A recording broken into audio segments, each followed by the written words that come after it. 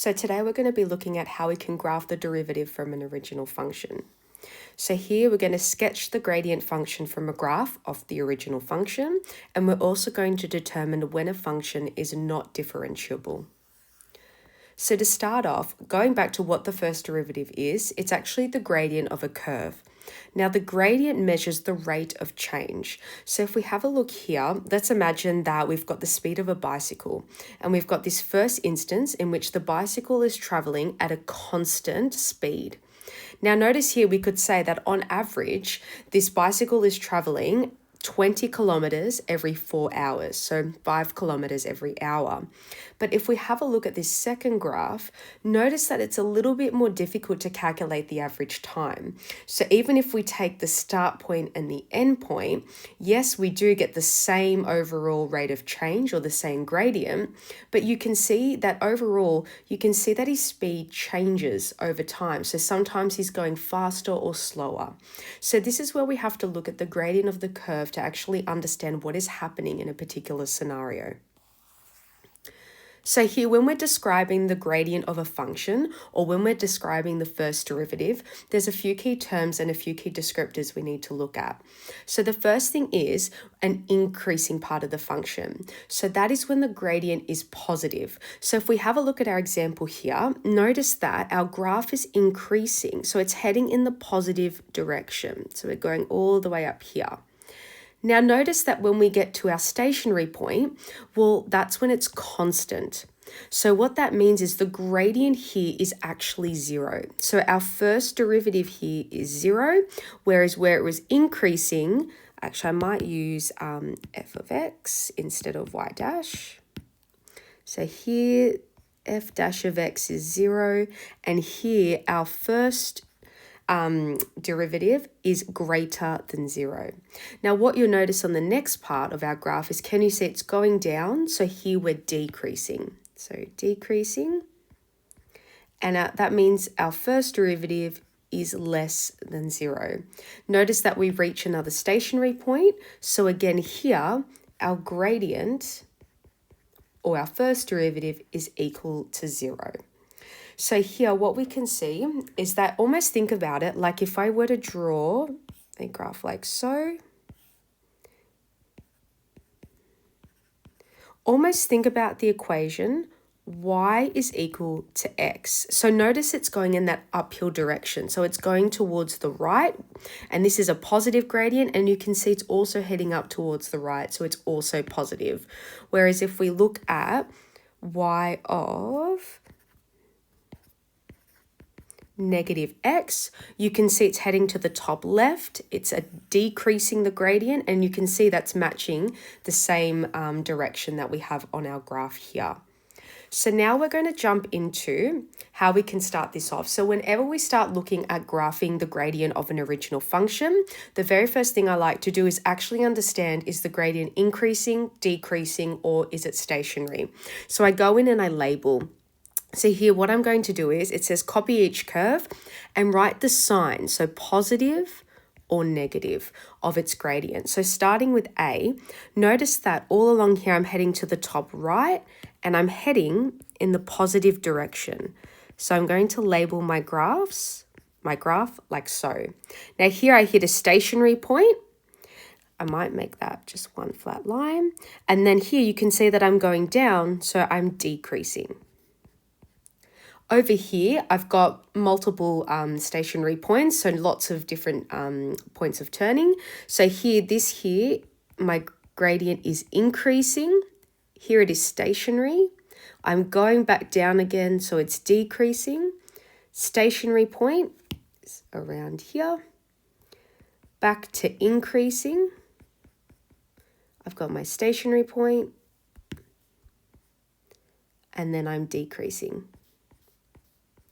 Now you're probably wondering, well, why are we doing this? Well, this particular skill is going to help us in a moment, because at the moment we're going to answer questions where it says, if this is the original function, graph what the derivative looks like. And these plus and minus, or these signs of the gradient, are really important for that.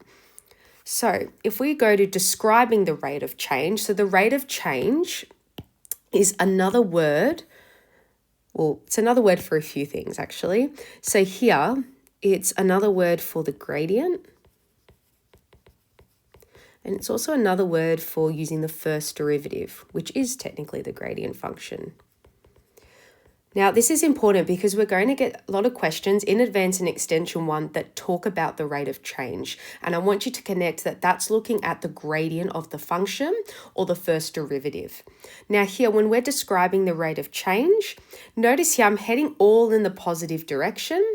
But here, notice that when we're doing it, having an increasing rate, it means that we're steeper. So imagine here we're going up a lot faster, and here this rate is also decreasing. So here, notice that the first part, so increasing and increasing is referring to the gradient of the function. So this is determining the gradient. And this is looking at how steep or how shallow this particular graph is, and that's this part here. And we also talk about this a little bit more in year 12 with the second derivative. But for now, I want you to focus on the green and that it's heading in the positive direction. So here what you'll notice is that here we've got decreasing. So all along here, the gradient is negative. And what you'll notice is that here, imagine almost like you're rolling a ball down a hill. It's getting really, really fast, so it's increasing. And then once it gets to the bottom, it's slowing down, so we're decreasing. But again, we're focusing on the green for now, but the pink is really good to know as we explore further more about rate of change and when we get to year 12 as well. So now here, we're looking at steps to sketch the gradient function.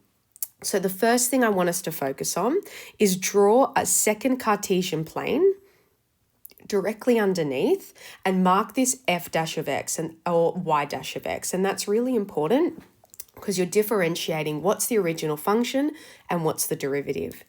The second step is that each turning point on the original graph or the original curve has a gradient of 0. So here, what we're saying about this second point here is that I might just draw, for example, let's go this parabola here. Notice that the gradient at this particular point, well, it's 0. So here, what that means is when we're drawing the derivative, notice that for the derivative function, it's going to have an x-intercept. So here, we're going to mark all of our turning points as x-intercepts, and we'll do a few examples to show that. So what you'll notice now is that when I go to draw, so this here is y, or I might call this function f of x, and then you'll see when I go to draw f of x, notice that this is the gradient function, and at this particular point, x is equal to 0, or the gradient function is equal to 0, so it becomes an x-intercept. So we'll have something going through this particular point here. Now our next step is make the rest of the original curve, so doing our positive and negative symbols. Then the next part is we're going to sketch the derivative according to this here. So where the derivative is greater than 0, that means that the gradient function is above the x-axis. So here, again, I'll draw another axis. So here, we'll make this our gradient function.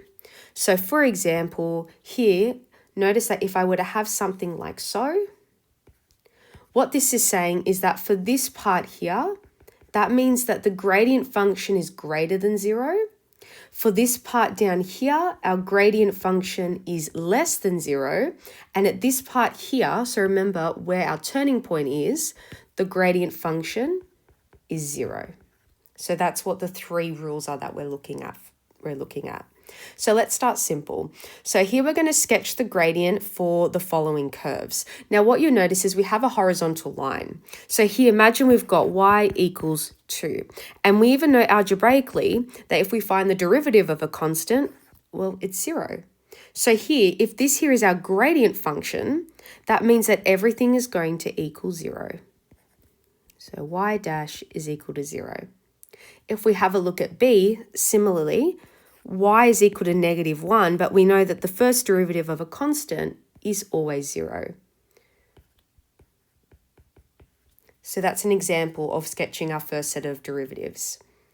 Now, building on this, let's look at our linear equations. So here, now looking at A, what you'll see is that starting with algebraically, let's break this down. If I have the first derivative, notice my gradient is 1. And the other thing as well, notice that everything is in the positive direction. So here that means that my gradient is positive. So that means it's going to sit above the x-axis. And then secondly, it's going to be equal to 1. So I'm going to draw a horizontal line here, where here y is equal to 1. Now here, having a look at b, notice that if we look at it algebraically, our first derivative is -2.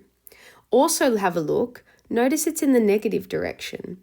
So that means that when I draw the gradient function or the first derivative is going to be under the x-axis because it has a negative gradient. And because we know what the function is, it's going to go through y is equal to -2. So we're going to have something like so.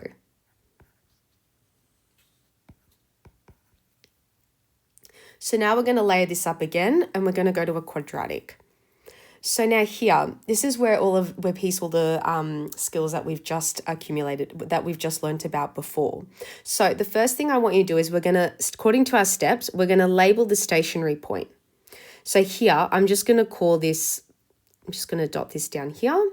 So here, the first thing I do is I'm going to mark that point on my graph of the first derivative. So notice this Cartesian plane is for the first derivative. The next thing I'm going to do is I'm going to label my sign. So here, this part of the parabola is negative, and this part of the parabola is positive. So what that means is that from the very right of this point here, I'm above the x-axis. So I'll make that little note here. So here we're above, f dash of x is above the x-axis. And then here, f dash of x is below the x-axis. So here what you'll notice is that here I'm going below, and then once I cross my turning point, I'm above. Oh, it's not exactly going, but imagine it's going straight through there.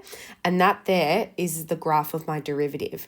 And also do a sense check. If we think about this, remember that if we have a parabola and we find the derivative, we actually end up with a linear function. So that does check out for us.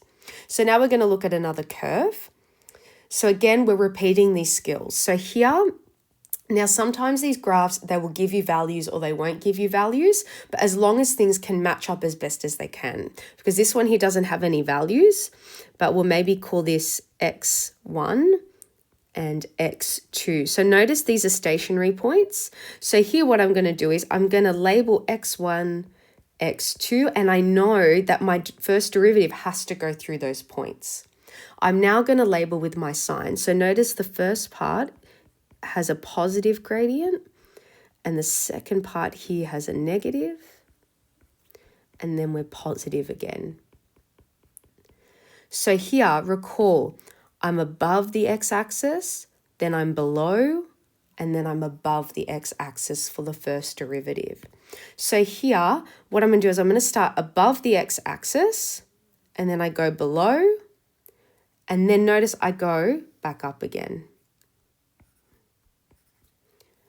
So here, can you see that that matches? So here you can see these positive symbols match up because it's above the x-axis. And then this negative part is going below the x-axis. And this makes sense as well because you can see here our original function is a cubic. And here if we do the first derivative of a cubic, then we end up with the first derivative here. Now here, if the original curve was translated up by 1 unit, here it actually wouldn't change so much because really what we're looking at is the shape of is the direction of the gradient. So here it would look very similar to what we've drawn here. So now we're going to look at a more complex one. So again, start with labeling your stationary points. So you've got one here, here, here, and here. So I'm just going to label these down here. So I've got one here, another one about here, and another one here. I'm going to go through and I've got a negative gradient, a positive gradient, I've got negative again, positive, and I've got negative. So here, remember, below the x-axis, above, below, above, and below. So let's start below. Now notice as well that here it's quite steep. So here, notice that my output is going to be quite a larger number than perhaps over here. So here, what I'm going to look at is I've got a graph. It's below the x-axis. Then it's above, below, above, and below. Now, if you're wondering, I know it's a little off there, if you're wondering, well, how far up do I go? How far low do I go? Or how wide or how stretched or how compressed do I make it? Because we do not have any values, we have to just do the best sketch that we can, but try and pick up, notice here it's going to be a bit steeper, here it's a bit steeper than it is in this section here. So try and follow the steepness of the original graph and do it to the best of your ability. But don't be surprised if the person next to you has something that does look like it, as long as it's the same shape, then you're on the right path there. So if we look at, now next part is we also have to consider when a function is not differentiable. So there's some key parts. Now here, the key one is if a tangent does not exist at a point, then we can't actually differentiate, because remember the whole point of finding the first derivative is to find the gradient of a point that can have a tangent next to it. Now for a tangent to exist, then for starters, it must be a function. So passing the vertical line test, it must be defined at that point, continuous and smooth. So here, let's go and look at where it's not. Well, it's not differentiable when it's discontinuous. So here, at this point here, there's a discontinuity. We are not able to differentiate. So for example, this would be like a piecewise function that we looked in our first topic. Now here, we can't differentiate where there is an asymptote or a vertical asymptote, because remember, when we're differentiating, remember, we're typically differentiating with respect to x. So in this case, this is our x-axis and this is our y. Now, the next one is where there is a cusp. So it is not smooth. We cannot differentiate at this point here. Now, you might be thinking, well, where would I see a graph like that? Well, we actually have, it looks like our absolute, for example, our absolute value graph is an example where we have a cusp. So let's go, for example, y equals the absolute value. So that there is our cusp. So we cannot differentiate at that point. So here, for example, find any x values for which 1 over x is not differentiable. So here, what we can look at is that if we look at it algebraically, x can't equal 0 because it's undefined. So we have a discontinuity or an asymptote at x equals 0. So it can't be differentiated. If we look at this geometrically or graphically, notice we have a vertical asymptote that x is equal to 1. I'll just straighten that up. So here, again, it cannot be differentiated at x equals 0. Here, if we look at our absolute value graph, we know that y of absolute value x, here we have a cusp. So here, it cannot be differentiated at x equals 0 as it is not smooth, or you can say because there is a cusp at that specific point. Now here, this one looks a bit more complicated, but if we look back to our functions topic, remember when we looked at continuity and we looked at, for example, this function here, we looked at factorizing the denominator and understanding, well, what are the values that would make this function undefined? So here, if we look at our denominator, notice that it would be undefined, or x cannot equal -2 or -1. So here, there are discontinuities at both of these points, so it cannot be differentiated. And what that would look like in this case as a parabola is it would look either like a vertical asymptote, but here, notice that technically we still have this curve going through, but remember we have to have an open circle because we cannot differentiate at that specific point. Finally, we're going to look at each of these functions and determine any points where the function cannot be differentiated and why.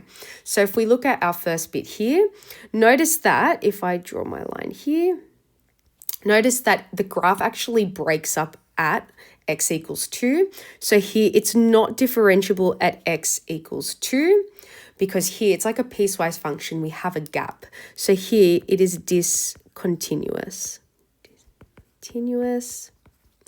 Here at our next point here, again, it is not differentiable when x is equal to -1 because again, it is discontinuous.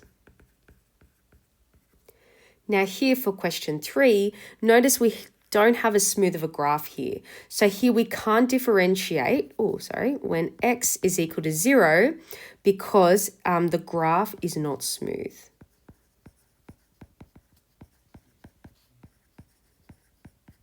Or i.e. there is a cusp. Now, our last one is kind of a combination of everything. So here, I'm just going to label it. So x can't equal 0. You can see that we've got an asymptote here. X is not differentiable at 1. It's also not differentiable at 2, and it's not differentiable at 3. So I'm just going to label these here. Maybe I'll go for, let's go pink. So for our asymptote, it's discontinuous. For x is equal to 1, it's also discontinuous. X equals 2 is discontinuous. And when x equals 3, we have a cusp. So here, that is a summary of how can we sketch a derivative from its original function, as well as understanding when can we not differentiate and how is that reflected graphically as well as algebraically.